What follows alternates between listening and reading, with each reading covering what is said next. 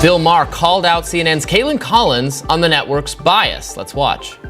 You made press because you were on Stephen Colbert's show, and he said something like, you guys at CNN just report the news straight.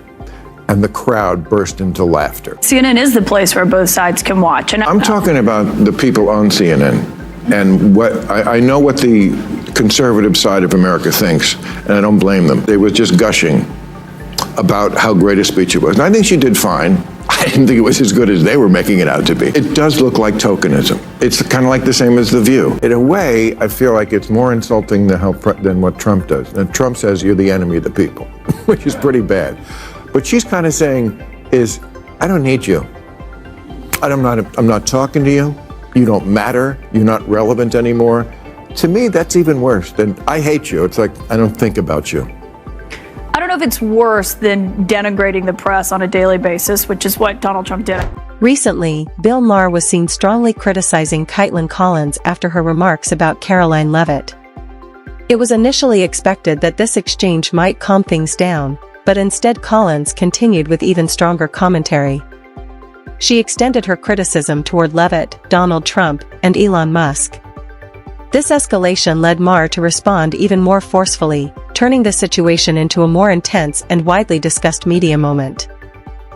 Would you continue to give Ukraine money and weapons if you're elected? What's the answer? If I'm president, I will have that war settled in one day, 24 hours. It'll be absolutely over. Do you want Ukraine to win this war? I don't think in terms of winning and losing. I think in terms of getting it settled so we stop killing all these people. Can I just follow up on that because that's a really important statement let me that just you just follow made up. there. Can you say if you want Ukraine or Russia to win this war? I want everybody to stop dying. They're dying. Russians and Ukrainians. I want them to stop dying. Before focusing on that exchange, it is important to understand why Maher, who previously supported Joe Biden, appeared to shift his tone. Some analysts argue that certain journalists frame their questions in a way that creates difficult or no-win situations for political figures. In this case, Trump was asked about international conflict, where any direct answer could have been criticized.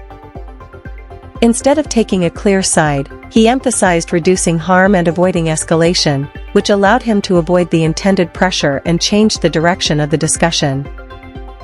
You held on to those documents when you knew the federal government was seeking them and then had given you a subpoena to return them. Are you ready? Are you ready? Can I talk? Yeah, what's the mind? answer?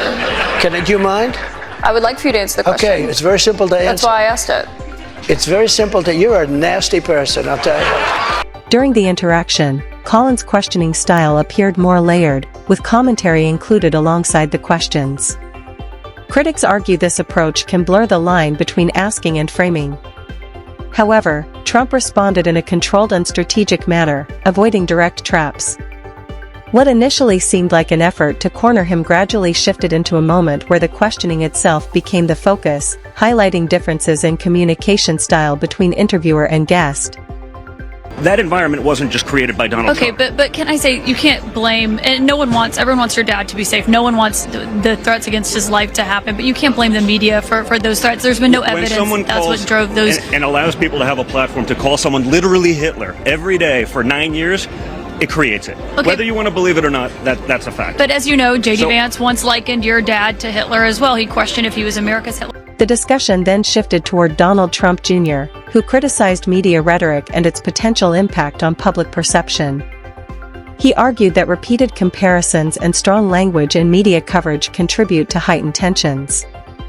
In response, Collins referenced past remarks from J.D. Vance, bringing another perspective into the conversation. This exchange reflected broader disagreements over how political narratives are formed and presented.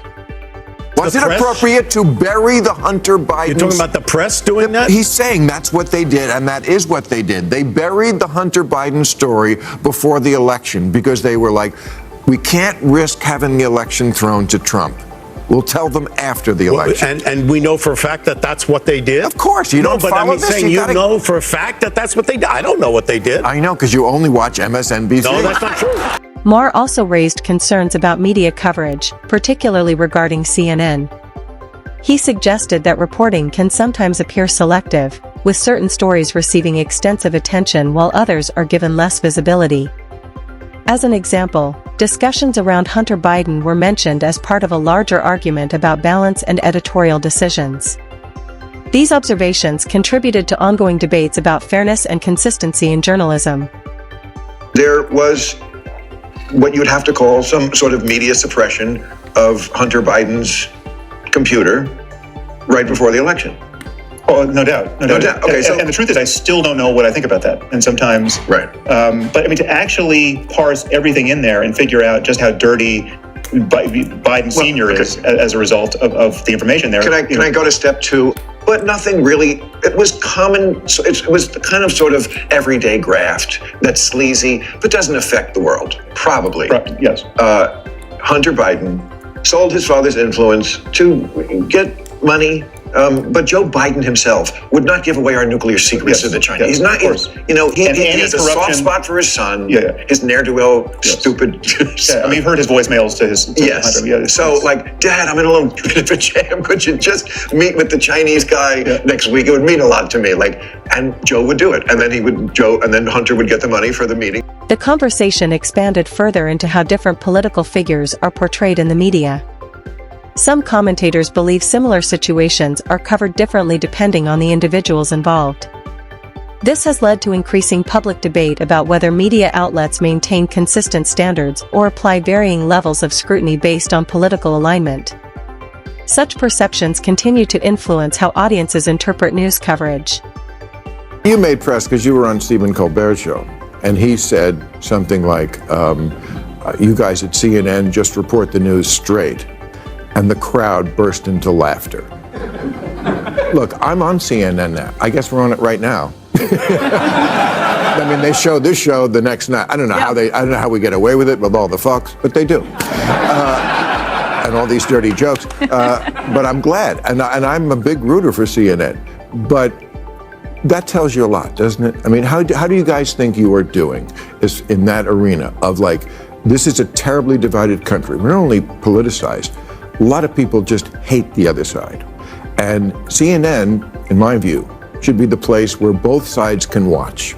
How do you think you're doing with that? CNN is the place where both sides can watch. And I think, my show is evidence of that. We have lawmakers on from both parties. We'll have Elizabeth Warren on one night. We'll have Ted Cruz on. In a more direct exchange, Maher questioned CNN's claim of neutrality. He argued that while opposing viewpoints are occasionally included, they may not always be presented with equal depth or time. According to this perspective, the structure of discussions can influence audience perception, even when multiple sides are technically represented. This raised further questions about what true balance in media actually looks like. I'm from Alabama. I'm from a very red state. I have a very conservative family, a lot of them who are Trump voters. They watch my show every night, and I think they know that they can trust me, that we call bullshit on every side, not just whatever leaning our audience may be, and I think that's something that people actually want more of. Megyn Kelly also commented on the situation, suggesting that public perception of bias is shaped not only by content but also by presentation style. She pointed out that tone, delivery, and body language can influence how interviews are received, and that journalists must balance firmness with neutrality to maintain credibility. I'm sorry, but she's only a star with leftists, and the fact that she has some roots in Alabama does not make her a fair and balanced reporter. I will submit to the record, her biggest sin is not that she is biased, though she is, it's that she's boring. She's extremely boring with no personality. I have a pro tip for her. Smile. Try smiling every once in a while. Try not to be, in your delivery, such a cold-hearted all the time, because it gives people nothing to bond to. You can be a tough interviewer and also have some warmth. Similarly, Ben Shapiro argued that audiences often approach media with expectations already in place. According to him, viewers tend to follow networks that align with their existing beliefs, which can reinforce certain narratives. This dynamic creates an environment where media outlets and audiences influence each other continuously. Stephen Colbert had on Kaitlan from CNN, obviously talking about how terrible Trump is and what a terrible job he's doing and how Kamala Harris has all the momentum and all of that sort of thing. But that's not the interesting part of the clip. The interesting part of the clip is that Stephen Colbert says, in perfect seriousness, with a straight face, that the legacy media are objective. that CNN is objective and listen to the reaction of the crowd. Again, this is a crowd who opts into viewing The Late Show with Stephen Colbert, which means that they are all on the left. Trump has kind of been thrown on his heels by this, and he's not really sure how to go after Vice President Harris. He knew his attack lines on President Biden. He really has struggled with how to go after someone who's 20 years younger than him, who is a different gender, a different race. It's kind of been this moment where he has not been able to coalesce around a single attack line. I know you guys are objective over there, that you just report the news as it is. No, I know. CNN makes a... I know Is that supposed to be a laugh line? I wasn't supposed to be, but I guess it is. Okay, that is an incredible admission, number one, by Stephen Colbert. The debate also touched on media access to government spaces, with Caroline Leavitt emphasizing that such access is not automatic but controlled by leadership. She argued that decisions regarding access are part of maintaining structure and authority, while critics view restrictions as limitations on transparency. This difference in perspective reflects a broader tension between access and control. Which White House official made the decision to bar the AP reporter from the Oval Office and the diplomatic reception room last night? Well, first of all, let me just set the record straight. It is a privilege to cover this White House. It's a privilege to be the White House press secretary. And nobody has the right to go into the Oval Office and ask the President of the United States questions. That's an invitation that is given. And there are hundreds of outlets on this campus, many of you in this room who don't have the privilege of being part of that pool every single day and getting to ask the President questions. We reserve the right to decide who gets to go into the Oval Office, and you all have credentials to be here, including the Associated Press, who is in this briefing room today. But isn't it retaliatory in nature is the argument, because the reason that the AP was barred, which they said was because they're not using the phrase Gulf of America, they're using Gulf of Mexico in line with their standards. And so the question here is this setting a precedent that this White House will retaliate against reporters who don't use the language that you guys believe reporters should use? And how does... Former Press Secretary Karine Jean-Pierre was also mentioned in this context. Critics pointed out that similar policies have been implemented in the past, leading to accusations of inconsistency when such actions are viewed differently depending on who is in charge.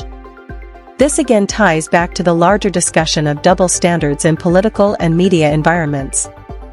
Your predecessor, Karine Jean-Pierre, who presided over many novel press access restrictions, criticized the recent changes to the press pool made by your office. She said in an interview, quote, "What we're looking at is what North Korea is doing." What's your response to that, and can you say anything to allay concerns that unfavorable coverage will be punished in this new press pool system? I think that's the same individual who said from this podium numerous times that the commander-in-chief was mentally and physically up for the job, which we knew was a lie. Many people in this room knew it was a lie. Many of you were admonished for asking questions about that truth. So when it comes to truth and transparency, this administration, this White House is setting the example. This president is taking far more questions than his predecessor, Joe Biden, did on a daily basis, and that will continue. Overall, the discussion reflects a broader concern about declining trust in media institutions. As audiences become more aware of potential bias, they increasingly question how information is presented. This shift in perception has led to growing skepticism and a demand for more transparency and balance in reporting. And it's not just the Democrat Party. The mainstream media still doesn't get it. Last night, MSNBC's Nicole Wallace disgustingly looped in a 13-year-old boy with brain cancer into an attack on the president over January 6th.